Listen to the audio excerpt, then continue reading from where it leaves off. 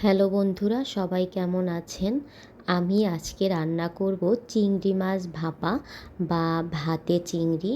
তো এটা আমার খুবই প্রিয় একটা খাবার। এটা করার জন্য একটা গ্রেভি বানিয়ে নিতে হবে। এখানে আমি নিয়ে নিয়েছি নারিকেল কোড়া, গোটা সরিষা, কয়েকটা কাঁচামরিচ আর কিছুটা লবণ।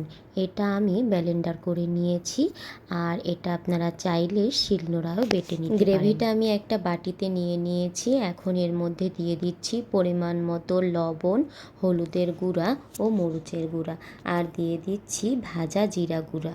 এরপরে উপকরণগুলো একটু ভালোভাবে মিশিয়ে নিতে হবে। আর এর মধ্যে আমি দিয়ে দিচ্ছি সবচেয়ে যে উপকরণটা খুবই প্রয়োজনীয়, সেটা হলো সরিষার তেল। তো পরিমাণ মতো সরিষার তেলও আমি এর মধ্যে দিয়ে দিলাম। এরপরে আমি চিংড়ি মাছগুলো এর মধ্যে দিয়ে দিচ্ছি। চিংড়ি মাছ কিন্তু আমাদের অনেকেরই খুবই পছন্দের খাবার, আর চিংড়ি মাছটা যদি সুস্বাদুভাবে রান্না করা যায় তাহলে কিন্তু খেতে খুবই মজা লাগে।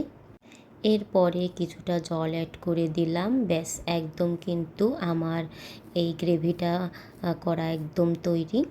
এটা আমি এখন 15 মিনিটের জন্য ওভেনে দিয়ে দিলাম। আপনারা চাইলে এটা চুলায়ও করে নিতে পারেন, বা ভাতের মধ্যে কিন্তু বাটিতে করে সিদ্ধ দিলেও কিন্তু এটা অনায়াসে হয়ে যায়।